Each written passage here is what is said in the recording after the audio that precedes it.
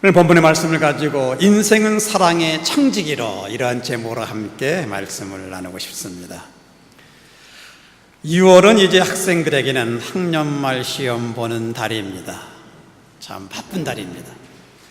또 6월 말이 되면 또 여름 바캉스를 맞이하게 되기에 또 가족들, 또 부모님들이 또 불란서를 방문하는 또한 계절이 되기도 합니다.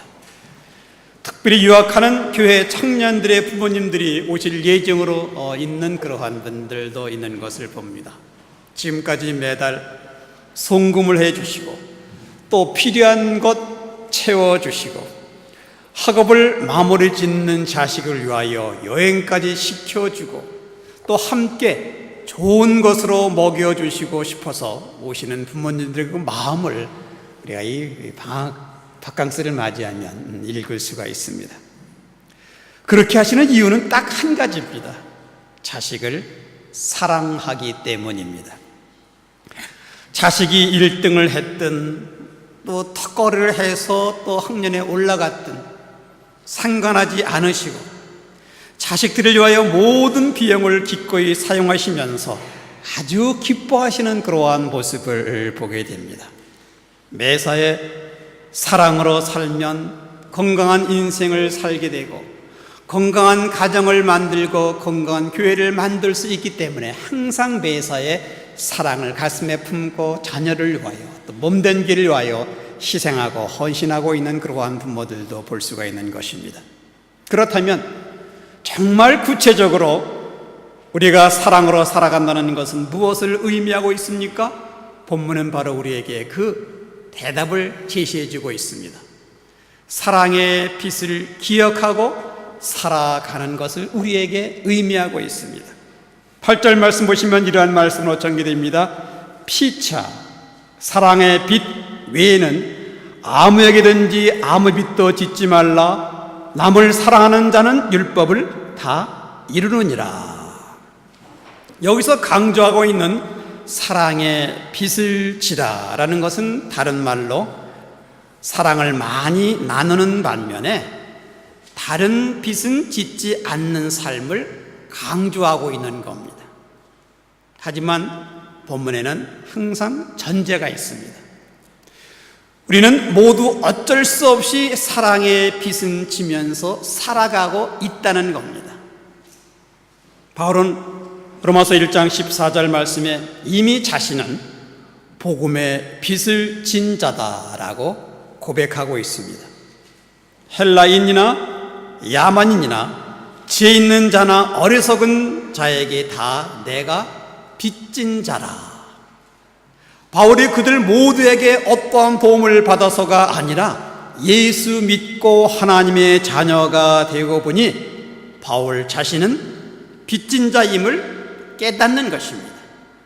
내가 복음을 받아들이기까지 얼마나 많은 사람이 수고했고 희생했는가라는 생각을 하고 하나님 말씀을 묵상하면서 통하여 깨닫는 바울의 그 심정을 이 시간에 우리는 생각할 수가 있습니다.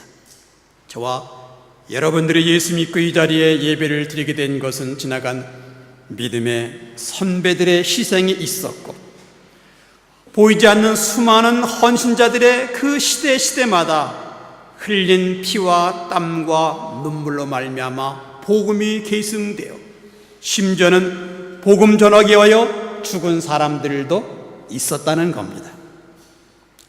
그렇게 기꺼이 죽을 수 있는 능력은 주님의 사랑에 빛을 진 것을 진심으로 감사하는 그러한 마음이 있었기 때문이었음을 바로 바울은 알았다는 겁니다. 예수 그리스도의 몸된 교회를 세우고 믿음을 가지기 위하여 희생하고 헌신했던 영적 지도자들, 이들의 수고에 바로 빛을 졌다라고 고백하고 있는 겁니다. 사실 이름 없이 빛도 없이 복음을 전하기 위하여 수고한 수많은 사람들의 헌신이 계속적으로 이어져 왔고 우리들은 누군가의 접촉을 통하여 이 복음을 예수 그리스도를 내 마음 가운데 영접함으로 말미암아 받아들이게 된 사람들입니다. 그래서 저와 여러분들은 이러한 영적 의미에서 바로 빚진 자들입니다. 신앙뿐만 아니라 우리는 우리의 삶의 모든 영역에서 인생의 빚진 자로 살아가고 있는 그러한 사람들입니다. 부모로부터, 스승으로부터, 교회에 또 헌신된 일꾼들로부터 우리는 사랑의 빚을 졌다고 느끼는 그러한 모습, 여러분 마음 가운데는 없으십니까? 오늘날 내가 되는데 얼마나 많은 사람들이 나를 사랑하고 섬기고 그리고 이 순간까지 가르쳐 왔습니까?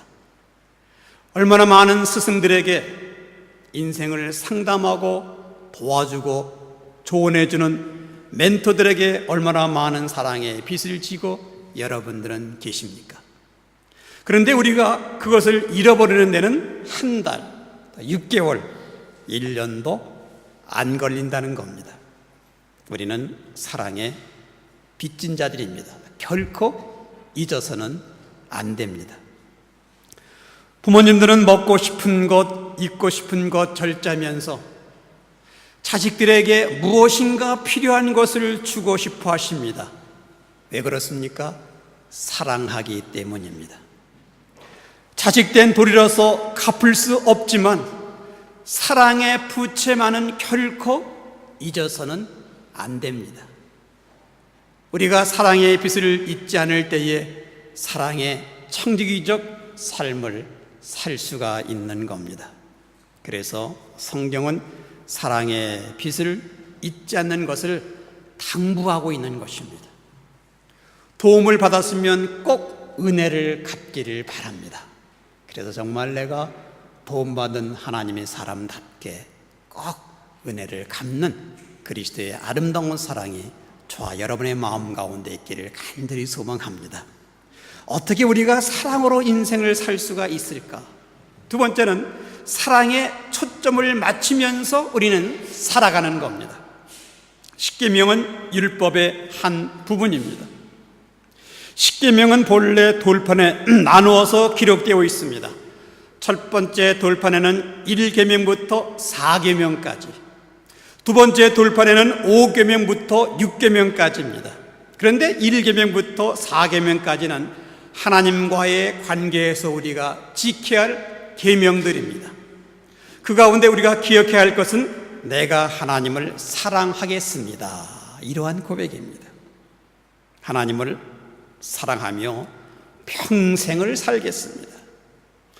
하나님을 사랑하면 하나님 이외에 다른 신을 둘 수가 없습니다. 하나님을 정말 사랑하는 사람이 우상을 숭배하겠습니까? 하나님을 정말 사랑하면 하나님의 이름을 망령되게 하겠습니까? 하나님만 사랑하면 다 되는 겁니다. 5계명부터 10계명에서는 내가 이웃을 사랑하겠습니다 라는 고백입니다. 내가 이웃을 정말 사랑한다면 이웃을 살인하겠습니까?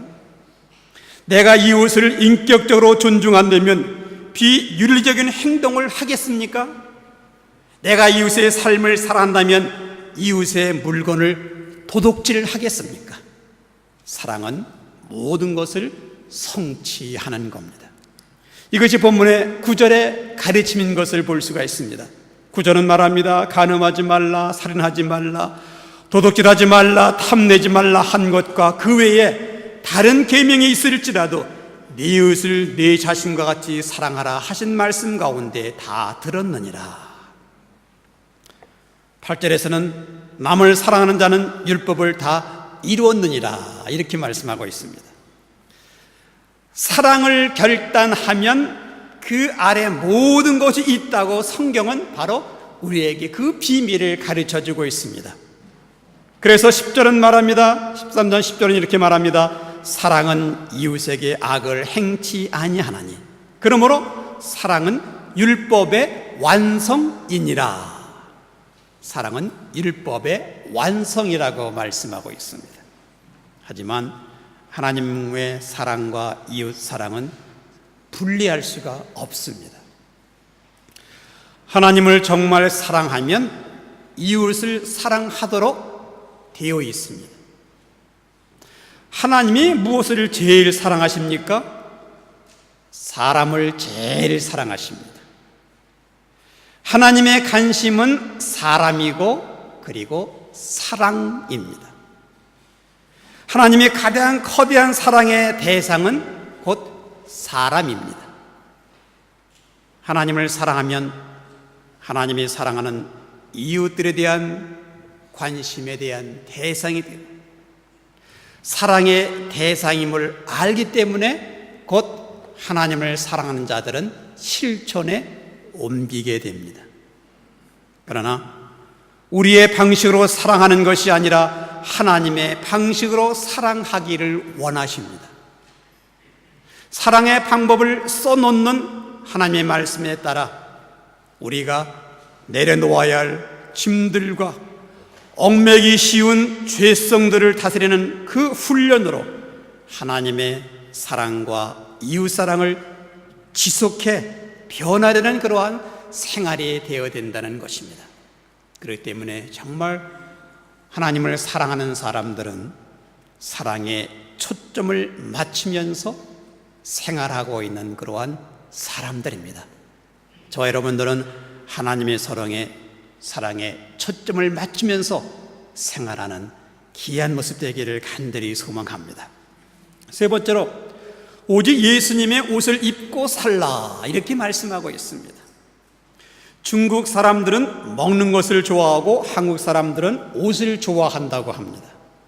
오래전 중국 교포로 오셨던 성도님께서 신방 예배를 부탁하셔서 집으로 가서 예배를 드린 이후에 이제 그들이 식사를 준비하셨는데 얼마나 많이 차렸는지, 어떤 음식은 잘 먹는 제가 그렇게 많이 먹었는데도 10분의 1밖에 먹지를 못했습니다. 야채 요리, 돼지볶음 요리, 닭고기, 소고기, 생선 요리까지 정말 아마 그분들이 돈을 본 것을 다 투자해서 아주 정성스럽게 준비해 놓는 그 음식을 보고 또 먹었을 때에 정말 미안한 마음을 들게 했습니다. 아울러서 우리나라는 옷의 날개라고 생각해서 어디든 가든지 항상 옷에 신경을 무척 씁니다. 그만큼 우리나라 사람들은 외적인 모습을 가꾸는 데에 무척 신경을 쓴다는 겁니다. 유대인에게도 입는 옷으로 자기의 신분과 위치를 드러냈습니다. 옷은 우리의 신분과 행동을 결정하게 만듭니다. 바울은 우리가 그리스도인의 삶을 추구하려면, 주님이 기대하시는 사랑의 삶을 살려면 그리스도의 옷을 입어야 한다라고 말씀하고 있습니다. 바로 14절 말씀 보니까 오직 주 예수 그리스도의 옷 입고 정욕을 위하여 육신의 일을 도모하지 말라, 그리스도의 옷을 입어라, 이렇게 말합니다. 옷이 날개라는 그러한 말이 있지 않습니까? 옷은 어떤 의미에서 우리 삶의 표현들입니다. 가벼운 옷을 입으면 가볍게 행동하고 싶어 합니다. 무거운 옷을 입으면 무거운 행동을 하고, 야한 옷을 입으면 야한 행동을 하고 싶어지고, 거룩한 옷을 입으면 거룩한 행동이 바로 나온다는 겁니다. 편한 옷을 입으면 편하게 늘어지고 싶고, 정장을 입으면 정장다운 행동을 하고 싶어지는 그 동기가 바로 나타납니다. 아침에 옷을 입고 나오면 그 옷은 하루의 삶을 지배하는 상징이 된다는 것을 우리는 알 수가 있습니다. 그 옷이 우리의 삶의 한 부분이 되고 우리 존재의 한 부분이 되며, 그 옷이 그날에 우리를 표현하기도 합니다. 어떠한 경우에는 그 옷이 우리를 지배하기도 한다는 겁니다. 그래서 옷은 매우 중요합니다. 매일 아침 여러분이 옷을 입을 때에 이웃을 통하여 어떠한 생각이 올 수 있는가를 여러분 생각하면서 옷을 정하고 입었습니까? 한 걸음 더 나아가서 우리가 그리스도의 옷을 입고 산다는 것은 어떠한 삶을 산다는 것을 바로 의미하고 있는 것입니까? 그리스도가 내 삶의 표현이 될 수 있어야 하겠다는 겁니다. 다시 말하면 그리스도를 나타내고 그리스도의 의와 사랑과 자비와 온유와 그분의 영광을 드러내는 그러한 삶을 살 수 있어야 되겠다 하는 그러한 말씀인 것입니다. 갈라디아서 3장 27절 말씀에 누구든지 그리스도와 합하여 세례받은 자는 그리스도로 옷 입었느니라. 우리가 예수 그리스도를 주님으로 영접하고 그리스도인이 되는 순간 성경은 말하기를 우리가 그리스도로 이미 옷을 입었다라고 성경은 우리에게 말씀해 주고 있습니다. 우리는 예수를 믿는 순간 한평생 한 벌의 옷을 입고 사는 운명이 이미 결정된 겁니다. 이미 선택한 겁니다. 이것이 바로 그리스도의 옷입니다. 영원한 생명으로 이끄시는 그리스도의 옷으로 입은 저와 여러분이 때로는 어떠한 옷인지도 모르고 세상 죄악에 휘말려 더럽히는 경우가 얼마나 많은지 한번 뒤돌아보시기를 바랍니다. 저는 어제 아침 6시 30분에 수안간에서 떠나 보르도에 다녀왔습니다. 저에게 성도님 그 따님이 결혼식이 보르도에서 있었기 때문에 교회 집사님과 제 하나는 청바지와 티셔츠를 입고 출발했지만 결혼식 참여하기 위하여 정장옷을 준비해 가지고 갔습니다. 만약 프랑스 사람과 결혼하는 그 이웃을 축하하기 위하여 청바지, 티셔츠, 운동화를 신고 간다면 아마 이것은 경우에 합당하지 않는 예의 범절에 어긋난 그러한 행동일 겁니다. 아마 안간만 가지 않는 것이 더 나았을 겁니다. 더 나아가서 하나님의 자녀가 우리가 예배를 드릴 때에 예수님의 옷을 입고 영으로 하나님을 찬양해야지 그렇지 않으면 의미가 없다는 겁니다. 예배를 드리고 이저 가정으로 출발하든지 월요일부터 또 사회에서 시작하는 그러한 모습 속에서 왠지 모르게 우리는 그리스도의 옷을 벗고 내 스타일로 삶을 살아가려고 합니다. 또한 가정에 들어가는 그 순간 다른 색깔의 옷을 입고 남편과 아내가 점점 자기의 성격과 자기의 특징을 나타내기 시작하는 그러한 모습을 볼 수가 있습니다. 또 직장에 나가보면 또 다른 옷을 입고 직장 생활하고 있는 그러한 모습도 볼 수가 있습니다. 우리는 마치 여러 가지 옷을 준비했다가 그 상황에 따라 그때 필요한 옷을 입고 마치 배우의 모습같이 위선적인 그러한 모습이 나의 모습과 나의 행동이 아니었는가 다시 한번 생각해 보고 싶습니다.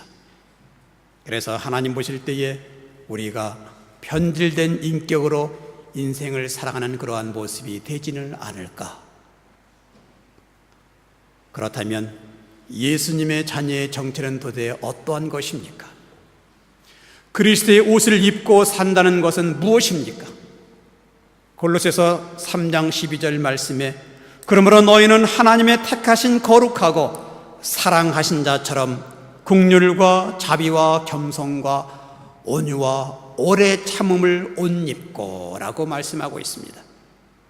또한 14절 말씀에서도 이 모든 것 위에 사랑을 더하라 이는 온전하게 매는 띠니라 라고 말씀하고 있습니다. 예수님의 옷은 긍휼의 옷입니다. 그리스도의 옷은 자비의 옷입니다. 예수님의 옷은 겸손과 온유의 옷입니다.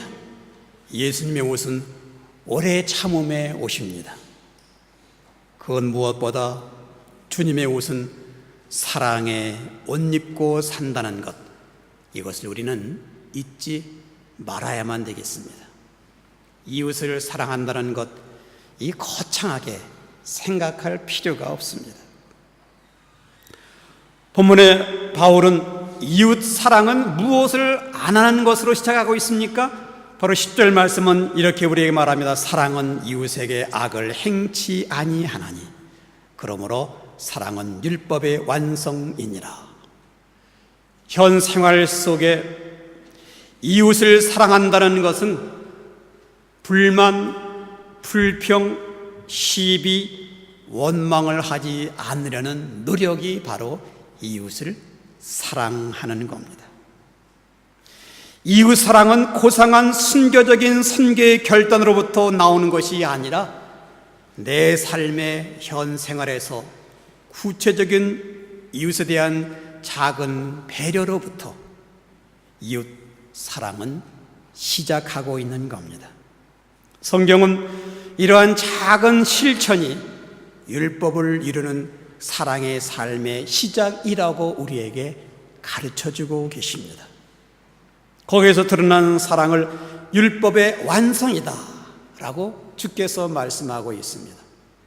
사랑은 지금 이 자리에 이웃을 위하여 어떠한 부정직, 부당함에서 저와 여러분들이 떠나는 모습 속에 사랑을 만들어 갈 때에 하나님의 말씀인 율법이 곧 완성되는 겁니다. 오늘 주일 예배 속에 율법의 완성인 사랑을 완성하기 위하여 우리는 이 포장된 그러한 예배가 아니라 저와 여러분들의 그 부정한 마음을 다 쪼개어 회개하고 번제와 화목제로 드리고 이웃에 대한 죄악의 마음을 다 버리는 거룩한 사랑에 되어서 이젠 희생하는 그러한 모습으로 청지기적 삶을 살아가는 그러한 모습이 되어야만 되겠습니다. 그래서 내 마음 가운데 그리스도의 사랑으로 진실을 고백하고 정말 이웃을 사랑하고 그리스도의 사랑을 함께 나누면서 나를 통하여 그리스도의 영향력을 끼칠 수 있는 그러한 바로 청지기적 사랑이 저와 여러분의 이 한 주간에 꼭 이루어지기를 주님의 이름으로 축원합니다. 하나님